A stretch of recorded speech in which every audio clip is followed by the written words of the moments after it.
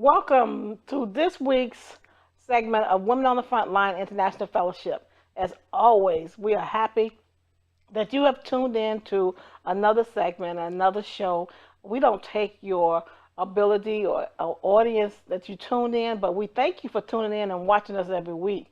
And so this week we have Pastor Aretha Green in the studio with us again. It was such a wonderful interview last week, and so we decided to bring her back. And so welcome back, Thank you. Pastor Green. Thank you. Thank you. And we're going to talk this time about the other ministries that have helped birth her out. And those ministries are Empowerment, Word, and Truth under Apostle Robbie Peters and Sharon Peters, and also Sweet Rose of Sharon's women's ministry, who we just had an awesome conference. Yes, and yes. we are going to just talk a little bit about that, and maybe go a little bit about last week. If you know, we introduced Kingdom Alternative for Youth and how that was birthed, but just the nurturing that her pastors have given her, and not only the nurturing but the encouragement that you can have a ministry within a ministry and still support the church, which I think is so important. So talk a little bit about the support that you did get from your pastors. Well, I have a tremendous support system in my leaders, Apostle Robbie Peters, Robbie C. Peters, and Apostle Sharon R. Peters. I remember when God relaunched Kingdom Alternatives for Youth within me. I created a package that I can, presentation that I would do and give to them. We had a meeting. Which is the right way to do it. When I did it with my late Dr. Bernice Johnson, and I didn't want to interrupt you, but that's just the way I did it when I started Sonia Stinson Ministry, which is now, but you know, I think that we as ministers, when we call that, you know, I believe in a lot of parachurch ministries, and what Kingdom Alternatives for Youth is a parachurch ministry, which enhances the church altogether. But go ahead, the support you have. So I created a package, and I didn't want to just put together anything, any shabby little work. I prayed, I asked God for the presentation, how to present it. I brought like the necessary things to make sure I gave them a polished and well put together package with everything needed. I did all of the legwork before I went to my apostles. I became incorporated. I got my EIN number. I got my bank account, so that when I presented it to them, I presented a put together parachurch. And I met with them, and I asked them to bless me and to lay their hands upon me to release me to do what God had put in me, what God has put in me regarding my own personal ministry. They were well receiving of the ministry. They accepted to be my overseers and to pray for my ministry, to cover my ministry. And my Apostle Robbie C. Peters, said that these were his exact words: any good father knows how to give good gifts unto his children. Wow. And so he said, I'm glad you have your bank account. He had a little meeting within the meeting with Apostle Sharon, and he wrote the first check to my organization. Wow. So they are in 100% agreement. They support me 100%, and they are my overseers. They cover my ministry. And that's so important. Let me go back to this parachurch ministry concept. I totally believe in it. Yes. Because we support the church, or we're supposed to. As ministers, we aren't supposed to go and start our own ministries, go and get the people in the church, say we start our own ministry. To me, that's never been started in ministry. If God has called you to a parachurch type of ministry, he will send the people, and those people will help you enhance the fellowship church that you are. And to do it the right way, listen, let me talk to you ministers that are out there. Don't do it the wrong way, because if it's not blessed by your apostles and by your leaders, it will not succeed. Okay? You can still do ministry and still have your home church. It is very important that you have a local covering. So let's get back to that. I completely agree with that, Apostle Stinson. I was so strategic about it. I talked to two people about this ministry before I talked to my leaders. And those two people were my life coach and my business coach, which is Pastor Stephanie Hutton. She knew about the ministry because she was my business coach, my life coach. And I talked to my intercessor, my roommate, and my prayer partner, and that's Prophetess Keisha Chambers. And they knew, we don't talk about this ministry. You only talk about it with me, because I didn't even want anything in the atmosphere regarding my ministry until I got the approval, the sanction to do it, and the blessing from my leaders. So I didn't post a website, I didn't post a Facebook page, I didn't do anything. Although I had nothing. Although I had all of those things in full operation, I released nothing until the day they laid their hands on me and released me to do this work. And so, Pastor Green, how important is that? Can you talk to some of these ministers out here? Absolutely. And you and I have a candid conversation. Absolutely. Have you seen that not be happening in the church? I have seen it not happen in the church. I have seen it not happen amongst those that I labor with. I have seen those amongst ministry friends. That people get to this place where they're like, I'm grown. I do my own thing. God called me. You the can't oil tell on me me. nothing, right. I put my pants on one leg at a time, just like he do. And they get too big for themselves. And I firmly believe you cannot outgrow that which is before you. You are in the shadows of what is before you. You can't overshadow. You are the shadow. How can you overshadow what is the image that is present before you? If you don't have any regard for the leadership that you're under, you need not be under that leadership. That's right. Right. It's just that simple. If you don't respect or honor the leadership that you're under, then you shouldn't be a part of that leadership. I respect my leaders. I honor my leaders. They are the people that God has placed over my life, and I come into agreement with that choice. So then I respect and honor them as spiritual parents and spiritual leaders. And the other thing that I learned about parachurch, and I did this in my younger years when the parachurch wasn't, but I respected Dr. Bernice Johnson, who's gone on. Yes. And I respected her enough to say that at that time I might have had a polished package, but I had a presentation to give her. This is what God wants me to do. Yes. And I don't want to do it. At that time, Sonia Stinson Ministry was basically just a book ministry because I love to read, okay? Because I was never an advocate reader, but when I really learned to read, now I love to read. I love books. And I presented it to her. And the same thing, she gave me her blessings. I explained to her, I said, this will not interfere with my duties at the church. Yes. This will not interfere with what you have assigned me to or my assignment. And just same thing, it was a blessing. And like you said, some of the other ministries, they too old. They don't know what they're talking about. I'm more spiritual than them. Yes. I'm more prophetic I'm more prophetic than them. I've heard it all. They're trying to hold me back because I got more than them. Yes. Can we help some of these young ministers out here? Listen, I like I said, I believe so much in my leaders that if they told me no, irrespective of how real it was in me, if they told me no, if they told me to hold on, if they told me to wait, I would have followed their instruction because I believe in the leadership and the headship that is upon my life. And so I think that, you must come to a place where you can yield yourself to the authority that is over you. You have to come in agreement with submission. And I think something that you said, Dr. Stinson, is paramount.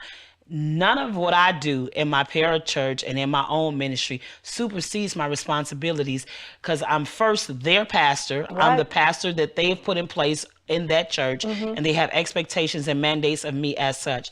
I am my apostle adjutant. That is an expectation and mandate of me as such. I am one of the finance officers in my church. They expect me to show up and do what it is that I have to do. So Kingdom Alternatives for Youth comes secondary to my responsibilities of the Empowerment Word and Truth Church. And even as Sweet Rose of Sharon Women's Ministry, then my ministry comes. And God knows that I'm a part of all of those other things when he birthed in me my own personal ministry. There, with appropriate scheduling, with appropriate discipline, and prioritizing your life, there is room for you to do it all. Yes, and I think that scheduling is so. Yes. You know that your church has an annual conference every year. So why would you schedule something in March and you know that's absolutely. Absolutely. And check the calendar.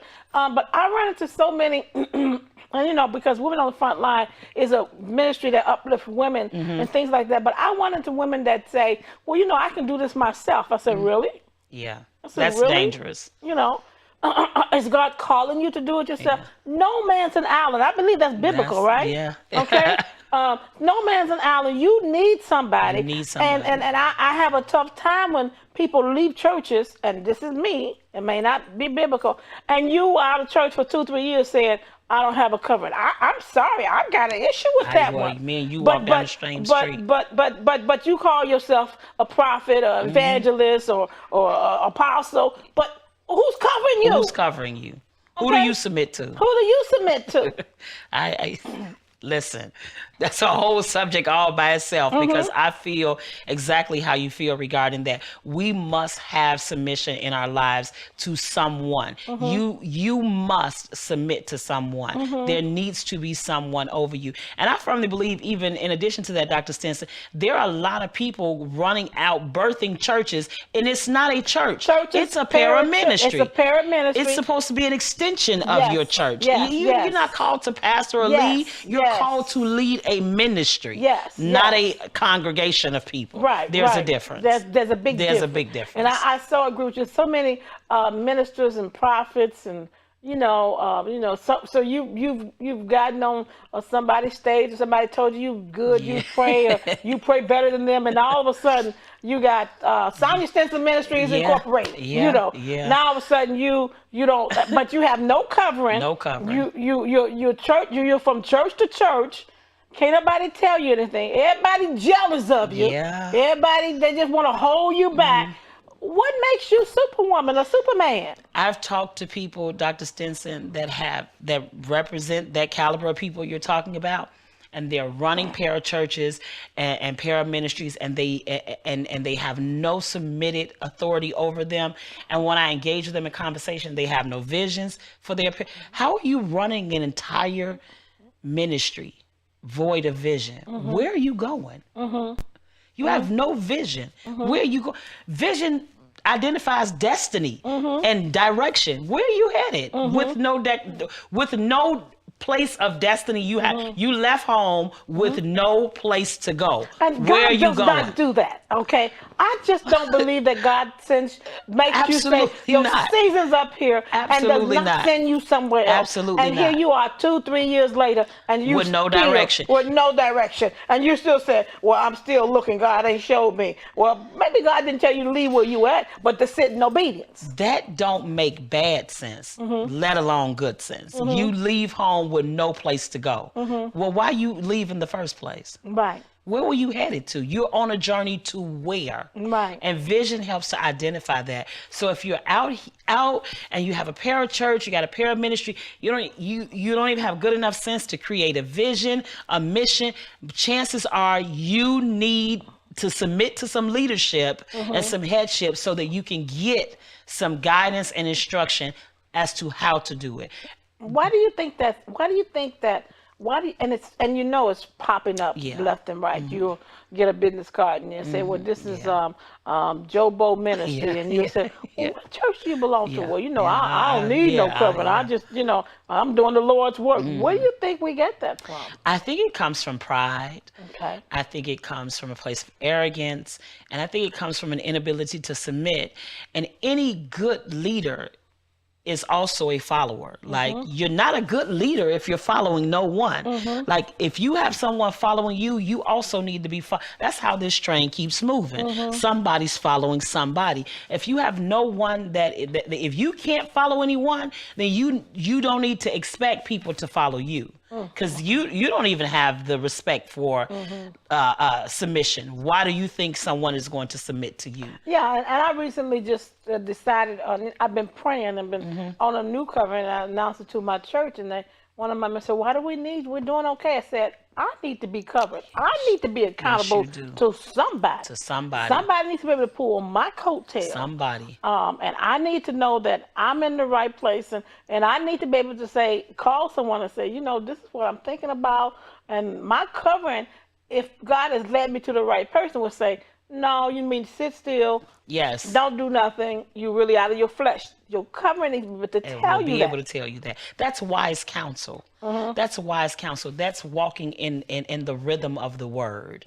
That's wise counsel. You're walking in the rhythm of God's word to have covering. And you have these people with these parachurches, these parish ministries, and they just popping off everywhere and doing what they want to do. I submit to God. Well, there's enough earthlings for you to find some integral person that you can submit to here in the earth. Yeah, you submit to God too, but there's enough people in the earth for you to have some earthly headship over your life that, as you just said, you can get counsel, you can get instruction, you can get correction. It's a good idea, but is it in God's timing? And in leadership will help you identify that. It's a great idea, but is this the time to execute this idea? And leadership will help to develop that level of nurturing and maturity in your life. But here's where we go, Pastor Aretha. You just trying to hold me back, and I'm doing the neck roll right now. You just don't want me to, That's you just think that you better than me, and That's I a know sad that reality. Isn't that what we hear all the time? That's a sad reality. That's a sad reality, and that's not from a place of truth. That's not from a place of truth. That is something that we do, we conjure up, we say to justify wrong. Wrong is always looking for justification. Wrong is always looking for something it can hinge its level of wrongness to. It's always looking for something to justify itself. And so that's what these people that you and I both know, what they're hinging these kinds of falsities upon. Now let's talk a little bit about Sweet Rose Church. Absolutely. Women's ministry, because we had such an awesome time. I love this ministry. You are the vice president of Yes. this ministry, and we just finished up a little over a month ago. Yes. Yeah, a little over a month ago. Yes. And it was such an awesome It was time. awesome. The Holy Spirit shifted. Yes, I mean, it the Holy did. Spirit, I think, actually started, a little shift Thursday night, but Friday, it just was went all the way something. to the left end.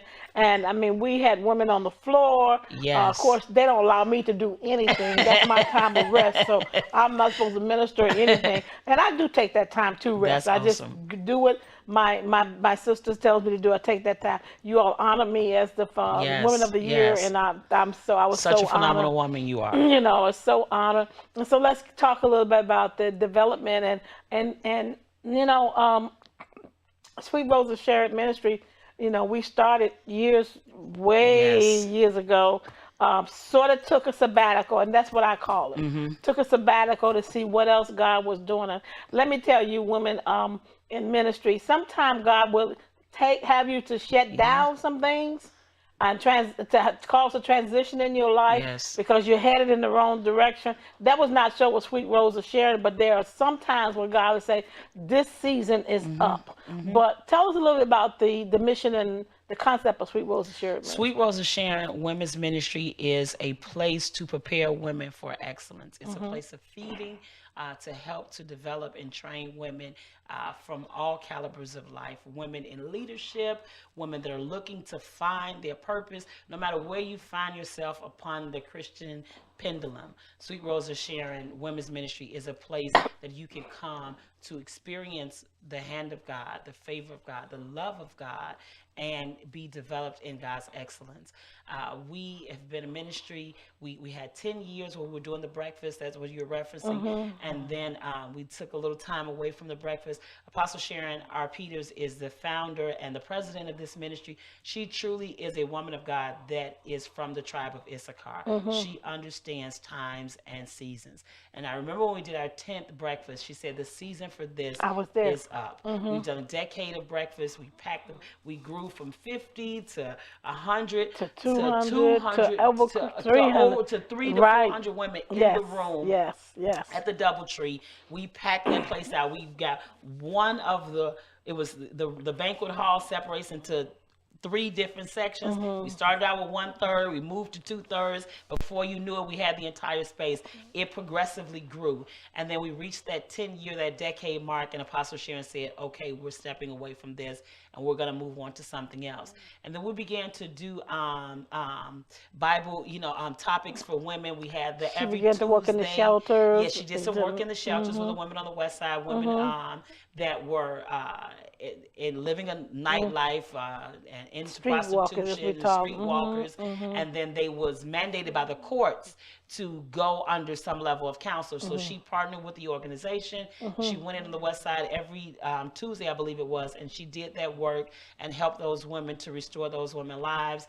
And then we went into this what we're doing now, the Perfecting Women Conference. And we're at our 5th year. We just completed our 5th year of Perfecting Women. And so every year the Lord gives Apostle Sharon something different to come and minister to the women regarding that they can become perfected in that area. We've perfected the woman in their womanhood. We've perfected the woman, the dichotomy of the woman, the working woman, the woman that works and preaches, the bivocational woman. So we talked to that woman. We dealt with that woman. We perfected women in their friendships, how to develop friendships, how to show yourself friendly, and things of that nature.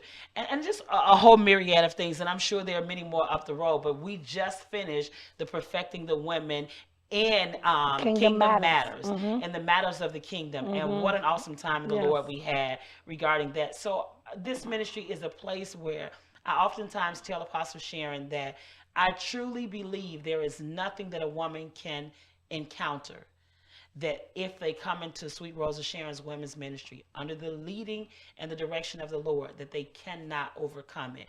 We have a team of women that just about has endured everything women encounter.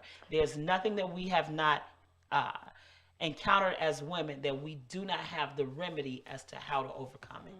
So you talk about timing of Issachar, and now talk a little bit about that to us. It's understanding, because you can outlive a thing, or God has moved on and shifted you from that. I remember Apostle Sharon said that, gosh, she's going to kill me if I get this person wrong. I think it was Dr. Ramona Joseph that told her that when the Lord says draw circles, you draw circles, and you draw circles, and you draw circles, and you draw circles for as long as the Lord is saying draw circles. But when the Lord says shift and draw squares, you don't draw no more circles. You draw squares, because the Lord is not calling for circles right now. He's calling for squares. And you stay in the timing and the rhythm of God and the rhythm of heaven. You remain in that drumbeat of heaven when you're able to understand the times and the seasons, and when you're from the tribe of Issachar, you can lead people in the direction in which the kingdom is moving.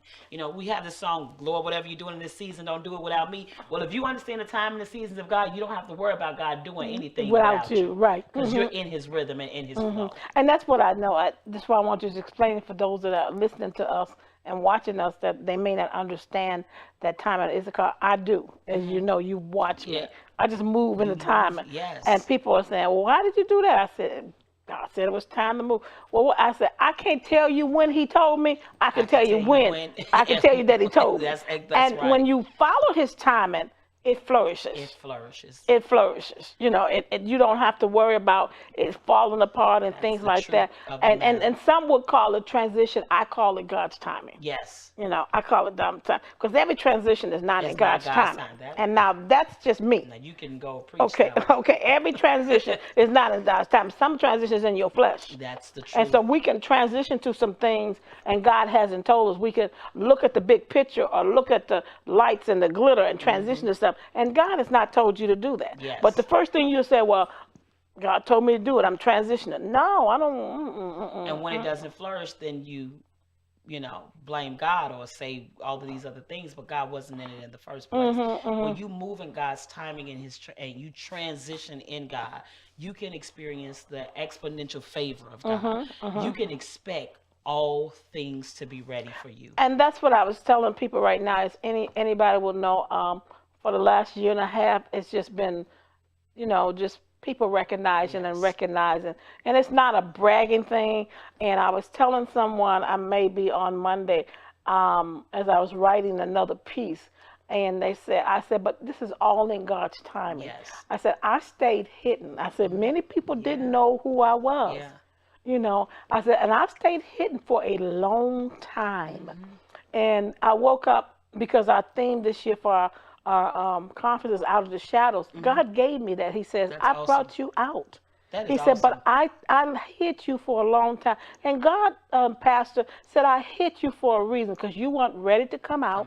He said, and I had to nurture you for what was to come. I mean, I heard it so clear in my bathroom. God's talking in my bathroom, in my car. And when I'm sleep at 3 o'clock in the morning. That's when him and I liked it. I said, "No, have you lost your mind? I got to get up and go to work, but I have to get up, you know." So in God's, on the Issachar timing, I know that I'm in God's timing right now. And now I'm saying I tell people all the time, I have asked God. Now I'm at the point to say, God, I'm not going to ask you, I'm not going to say, I know you can do it. I'm just in awe as to how you doing this.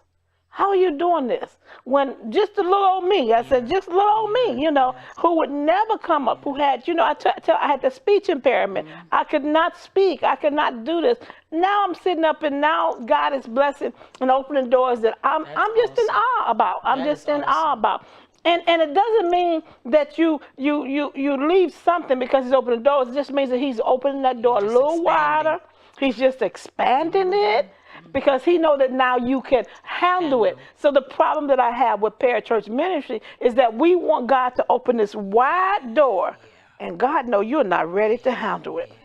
Can you talk about that? I can talk about that. See, you know, we quote things of biblical truth, but we don't really believe them. The saints of God have a hard time believing. You know, if you really believe that God is infinite in all of his wisdom, if you really believe that God gives you, let's back up a little bit. God is a manifold God, right? So he unfolds himself all the time. All the time. And he's unfolding things regarding you all the time. God knows at the appointed time when you are developed and mature to receive of this. And God is not a wasteful God. He's not into just wasting his goods and wasting his riches. If you're not in a position to receive of God's riches, there's no sense of him releasing it unto you for you to spoil it. He's a wise God and a good steward. He's a manifold. He's a manifold God. He unfolds it piece by piece, by bit, as needed. And a lot of times he'll unfold things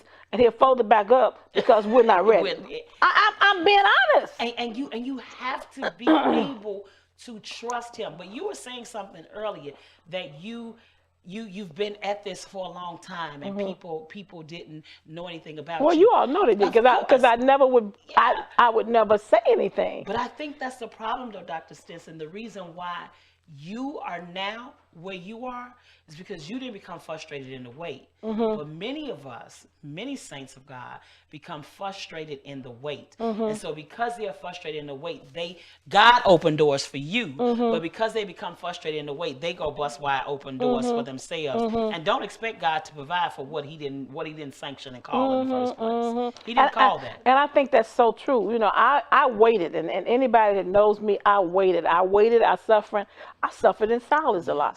My closest people knew it, but I suffered in silence. No one knew, you know, what was going on.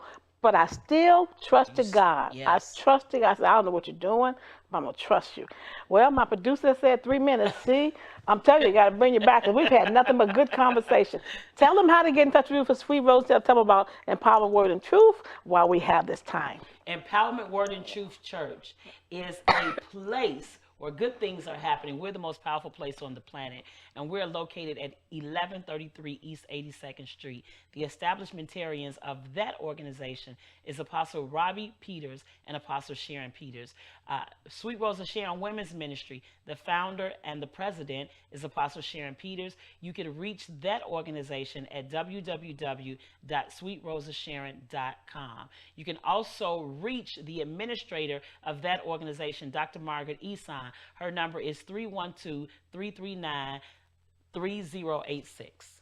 Well, God bless you again, and we will have them back. It's been a wonderful conversation with Pastor Aretha Green from Sweet Rose of Sharon Ministry, Empowerment Word and Truth, and Kingdom Alternative. Oh my God, God is such a blessing. Her. Listen, I am Apostle Dr. Sonia Stinson with Women on the Front Line. Remember our conference, June 21st, 22nd, 23rd, and you can register today. Early bird registration is going on its way right now. It is only $75 for your material, conference material. We have some phenomenal speakers this year, some new women. Women on the Front Line is about uplifting and bringing women forth that who you don't even know. And so you don't want to miss it. Listen, you can register. All the information is on our website at www.sweetroseofsharon.com. SoniaStinsonMinistries.com. I appreciate you coming into your homes and on your iPads or however you're viewing us today. God bless you. I do not take your commitment to watch us every week lightly. Thank you for listening. I'll see you next week.